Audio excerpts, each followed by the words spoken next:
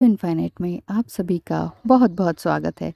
आप सभी बहुत अच्छे होंगे, इसी आशा के साथ मैं आपसे आपके लिए रोज़ प्रार्थना करती हूँ। जो भी वीडियोज़ देख रहे हैं और बड़े तहे दिल से फ़ेथ के साथ देखते हैं, उनका बहुत-बहुत शुक्रिया, धन्यवाद है। बहुत-बहुत थैंक यू है कि आप लोग इतने प्यार से और इतनी फ़ेथ के साथ वीडियोज़ को देखते हैं, सुनते हैं, समझते हैं, फ़ीडबैक भी देते हैं व्हाट्सएप के थ्रू भी और कमेंट्स के थ्रू भी। थैंक यू सो मच, क्योंकि आप लोगों की वजह से ही मैं भी आगे बढ़ रही हूँ और आप भी आगे बढ़ें, इसके लिए मैं नई-नई मतलब ढेर सारी वीडियोस लेकर आ रही हूँ, ताकि आपको अलग-अलग टॉपिक्स पर समझ में आने लगे। हर किसी की सिचुएशन पर मैं वीडियो बनाने की कोशिश कर रही हूँ।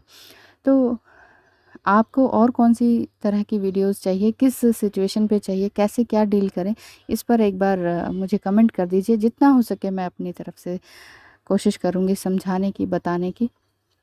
बाकी ईश्वर है हमारे साथ, ईश्वर, अल्लाह, गॉड, अलमाइटी गॉड सब हमारे साथ हैं। स्पिरिट गाइड्स, हमारे एंजल्स हमारे आस-पास हैं, साथ हैं।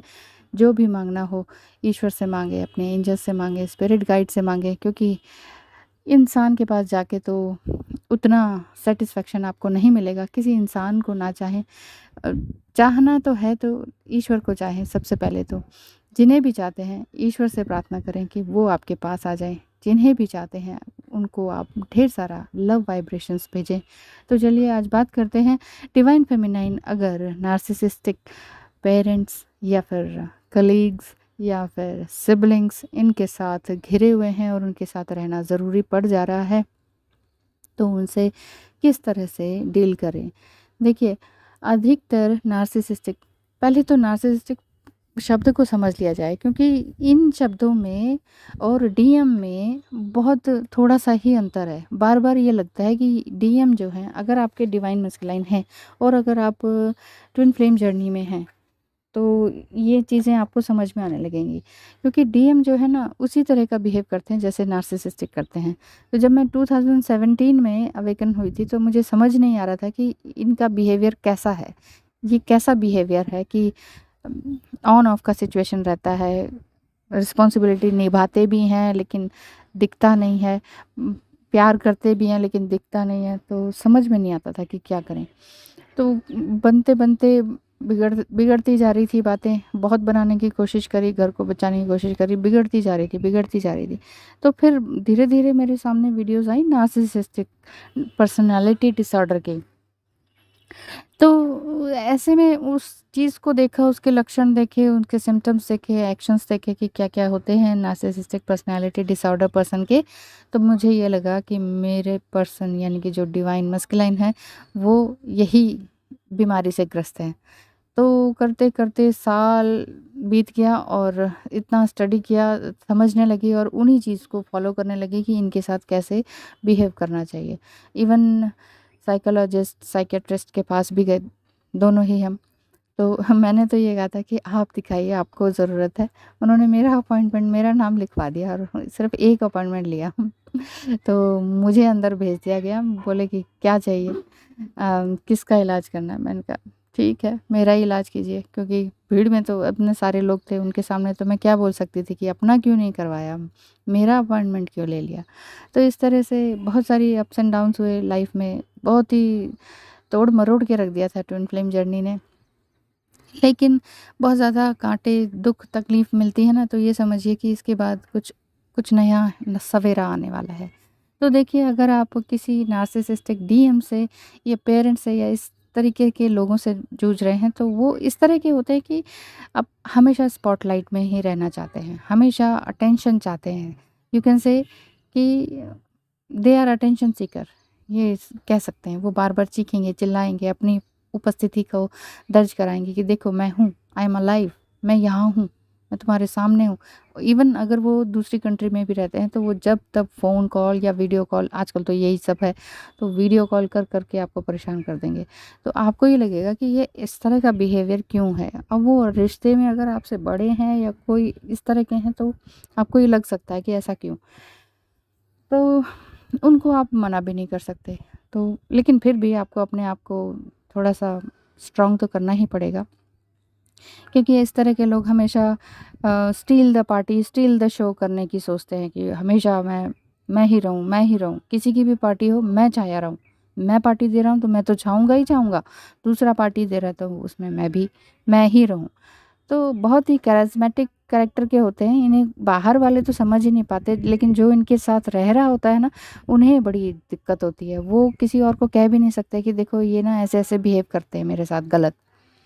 क्योंकि बाहर इतनी ब्यूटीफुल, सुंदर और ऑनेस्ट इनकी कैरेक्टर शो करते हैं ये, कि आप बाहर वाले आपको ही उल्टा बोल देंगे कि नहीं तुम ही गलत हो, तुम इनके बारे में र्यूमर फैला रहे हो, ये तो सबकी हेल्प करते हैं, इतना स्माइलिंग फेस है, इतना सब कुछ सब जानते हैं, इंटेलिजेंट है। नहीं, कोई नहीं मानेगा। तो सब कहते हैं कि वाओ कितने लविंग पेरेंट्स हैं आपके, अगर पेरेंट्स हैं आपके नार्सिसिस्ट या सिबलिंग है, वाओ कितने अच्छे हैं यार, कितने अच्छे हैं, मैं तो इनकी पर्सनालिटी से फ़िदा हो गई, या इनकी जो बातें हैं, जो इनका विज़डम है, इससे इस पर हम नतमस्तक हैं। इस तरह से बाहर के लोग तो बिल्कुल ही फ्लैट हो जाते हैं। लेकिन असल में नार्सिसिस्टिक पेरेंट्स अगर आपके साथ हैं या सिबलिंग्स हैं, तो उनके साथ जो डील कर रहा है ना, वही समझ सकता है। एक्चुअली इनको एम्पैथिक क्वालिटी के लोग ही डील करने के लिए मिलते हैं। मतलब नार्सिसिस्ट जो है ना, एम्पैथ को अट्रैक्ट करते हैं। उन एम्पैथ को भी ये लगता है कि हाँ, ये मुझे सँभाल लेंगे या कुछ है, क्योंकि थोड़ी-सी विक्टिम मेंटालिटी भी रहती है एम्पैथ के अंदर ना, और टू सेंसिटिव भी होते हैं। तो इस तरह की बातें हो जाती हैं। और ऐसे में जो लोग डील कर रहे होते हैं ना, वो समझ नहीं पाते कि मैं दूसरों के आगे अब किस तरह से इनको इनकी इनका पर्दाफ़ाश करूँ, इस तरह का। और जो नार्सिसिस्टिक लोग होते हैं, ये अपने बच्चों को बिल्कुल भी कुछ नहीं समझते हैं, बट दूसरों के आगे शो ऑफ करने का मौका भी नहीं चूकते हैं। वे अपने बच्चों से इतना प्यार करते हैं और प्राउड फील करते हैं, ऐसा दिखाते हैं, ऐसा शो करते हैं, असल में ऐसा होता नहीं है। वो उन्हें हर तरह से दबाते हैं। इवन यहाँ तक भी देखा गया कि बहुत बड़े-बड़े भी बच्चे हो गए ना, 30-35 साल के, उनके नार्सिसिस्टिक पेरेंट्स के, वो उन पर हाथ उठाने से भी बाज़ नहीं आते। और किसी ने अचानक देख लिया ना कि ये अपने इतने बड़े बच्चों पर भी हाथ पैर उठा रहे हैं, किसी चाकू या डंडे से या छुरी से वार कर रहे हैं, अचानक कोई आ गया इस तरह से, तो वो चीखने चिल्लाने लग जाएँगे। एकदम से जैसे फ़िल्मी ड्रामा होता है ना, वैसा ही रिवर्स कर देंगे, कहेंगे कि ये मुझे मार रहे थे, मैं इसको डराने के लिए इस चाकू को मैंने ले रखा है। मतलब फ़िल्मी ड्रामा, बिल्कुल, बिल्कुल फ़िल्मी ड्रामा। आप नहीं समझ पाएँगे कि ये किस तरह के लोग होते हैं। फ़िल्मी ड्रामे की तरह ही वो बिहेव करते हैं कि यस मैं महान हूँ, मैं ये हूँ, मैं वो हूँ, मैंने सब कुछ किया है। तुम मतलब रोएँगे भी वो, रोएँगे भी। एम्पैथ के आगे बहुत रोते हैं वो, कि मैं लुट गया, बर्बाद हो गया, तुम्हारी वज़ह से अब मुझे जीना नहीं है। और फिर आप इतना टू इमोशनल होते हैं, तो आप उन्हें थोड़ा-सा प्यार करने लगेंगे, थोड़ा-सा उनको सिम्पैथी दिखाने लगेंगे, बस उनका काम हो जाता है। बस यही तो वो चाहते हैं, ज़रा-सी सिम्पैथी दिखाई नहीं कि फिर उनकी चाल फिर से वही हो जाती है। तो अक्सर डिवाइन मस्कुलाइन नहीं होते हैं ऐसे, लेकिन उनके पेरेंट्स ऐसे देखने में मिल जाते हैं। या तो एक पेरेंट, या तो एक माँ होंगी उनकी ऐसी, या पिताजी ऐसे होंगे। पिताजी ऐसे होंगे कि माँ को कूटते रहते होंगे दिन-रात, तो बिना किसी गलती के। अच्छी पोस्ट पर होंगे तो भी खाने के लिए और एक-एक कपड़े के लिए, एक-एक रोटी के लिए मोहताज कर देते हैं। अधिकतर ऐसे डिवाइन मस्कुलाइन के पेरेंट्स होते हैं, अधिकतर होते हैं। क्योंकि वो बता नहीं पाती हैं, डिवाइन मस्कुलाइन बता नहीं पाते हैं, तो उनका नेचर उसी तरह का हो जाता है कि डिवाइन फेमिनाइन जो होती है ना, वो एक थोड़ी अच्छी फैमिली से भी बिलॉन्ग करती हैं, अच्छे खुले माइंड की होती हैं, ओपन माइंडेड होती हैं, सेंसिटिव होती हैं, एम्पैथ होती हैं, और बहुत कुछ एंथुसियास्टिक होती हैं, बहुत कुछ करने का मन करता है। लेकिन जो डीएम से टकराती है ना ये, तो इन्हें लगता है कि ये शायद नार्सिसिस्ट है।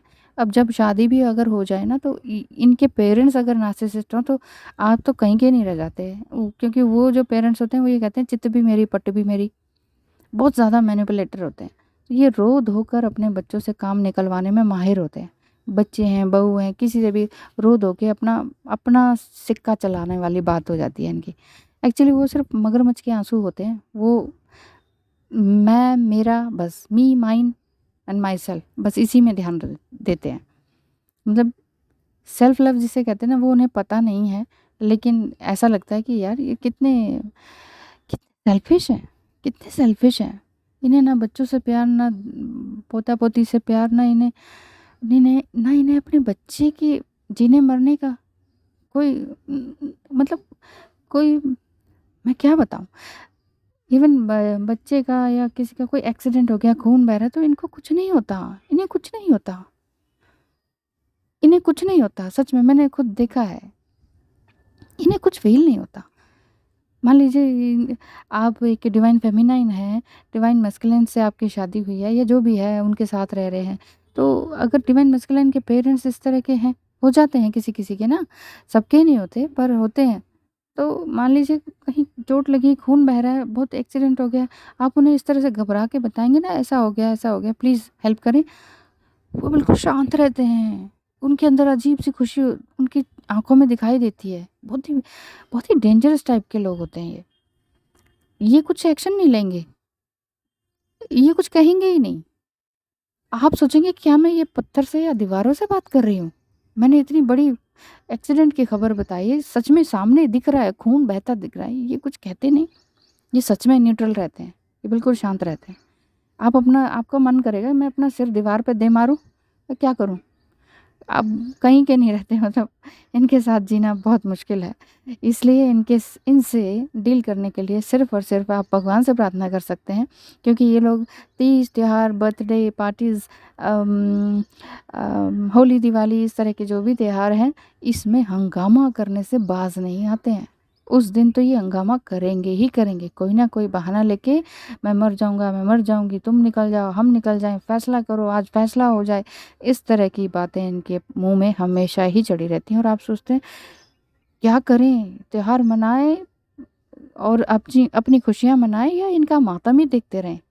अचानक ही उनको ये अटेंशन सीकर होते हैं ना, तो उन्हें लगता है अरे ये तो अपने मस्ती में लग गए, पूजा पाठ में लग गए, अपना बर्थडे पार्टीज़ में लग गए, मुझे कौन देखेगा?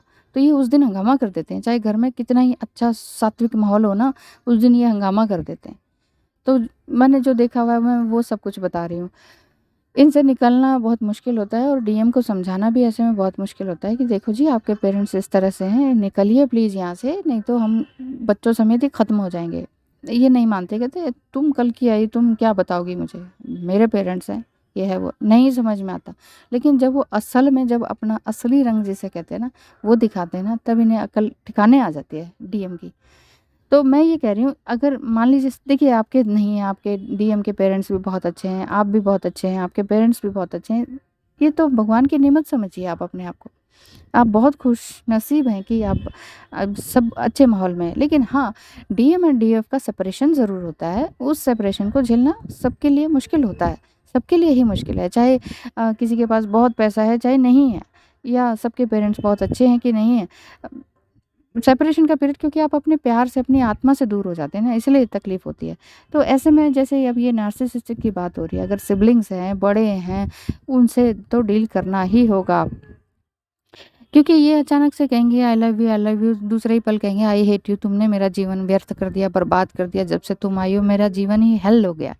ये बोलने में डीएम भी काफ़ी माहिर होते हैं क्योंकि वो उन पेरेंट्स से, अगर उनके पेरेंट्स नार्सिसिस्टिक हैं, तो वो ये बोलने में माहिर होते हैं और ये आपका दिल तोड़ने के लिए काफ़ी होता है कि आप तो दिन-रात खट-खट के, मर-मर के काम कर रहे हैं उनके लिए, सब कुछ निछावर कर दिया और ये कहते हैं जब से तुम आई हो मेरा जीवन ही हेल हो गया है। तो ये सुन के ये लगता है कि यार धरती फट जाए, उसमें समा ना जाएँ हम। खैर इन चीज़ों को सहने की भी तो ईश्वर शक्ति देता है, उस शक्ति को बनाए रखें और पहली बात तो थेरेपी के लिए साइकियाट्रिस्ट के पास ज़रूर जाएँ। साइकियाट्रिस्ट के पास जाएँ, थोड़ी-सी एडवाइस लें, लेकिन साथ ही साथ अपना दिमाग भी लगाएँ क्योंकि साइकियाट्रिस्ट सीधे दवाई पकड़ा देते हैं, सुनते कम हैं। अगर आप साइकियाट्रिस्ट हैं तो कहीं आप कहेंगे ये क्या कह रही हो? सच में ऐसा हुआ है तो मैं वो चीज़ बोल रही हूँ। वो घड़ी देखते हैं, टाइम नोट करते हैं और कहते हैं कि 1 सेंटेंस, आधा सेंटेंस बोलते हैं बस। और फिर कहते हैं कि ये प्रिस्क्रिप्शन है, ये दवाइयाँ ये खाइए और फिर इतने दिन बाद आइए। मेरे साथ ऐसा हुआ है ना, तो फिर मैं वो चीज़ बता पा रही हूँ आपको। मैं भी दवाइयाँ लेकर घर आ गई और बाद में मैंने सोचा क्या मैं इतने साल जो मैंने ये सब कुछ सहा है, घर को बनाने के लिए पूरा दिमाग लगाया है, शक्ति लगाई है, शारीरिक शक्ति लगाई है, क्या मेरा वाक़ई दिमाग ख़राब है? क्या मैं वाक़ई पागल हूँ कि मुझे अपने दिमाग को सेट करने के लिए दवाइयाँ खानी पड़ेंगी? नेक्स्ट डे मैं वापस करके आ गई। मैंने कहा मुझे नहीं चाहिए, मुझे ये दवाइयाँ चाहिए ही नहीं, मुझे ये खानी नहीं है। उसके बाद से मैंने कहा मैं अपना दिमाग खुद ही ठिकाने पे लगाऊंगी और अपने लिए खुद से करूंगी। इनके साथ रहने लगी तो ऑन ऑफ सिचुएशन बनी ही रहेगी। तो बड़ी मुश्किल से उनके पेरेंट्स से छुटकारा मिला, लेकिन काफ़ी साल लगे थे, 5-7 साल लग ही गए थे। बस अगर चलिए ठीक है, आपके डीएम के नार्सिसिस्टिक पेरेंट्स नहीं हैं और मान लीजिए आपके ही घर में हैं, डीएफ के ही घर में हैं, सिबलिंग्स हैं, कोई बॉस ही ऐसा है कि ना तो वो जॉब छोड़ने दे रहा है, ना रहने दे रहा है, ना सैलरी दे रहा है, तो ऐसे में और र्यूमर भी फैलाता है और साथ में काम भी नहीं करने देता है और काम भी करने के लिए बोलता है, तो ऐसे ऐसे बॉस के साथ कैसे डील करेंगे?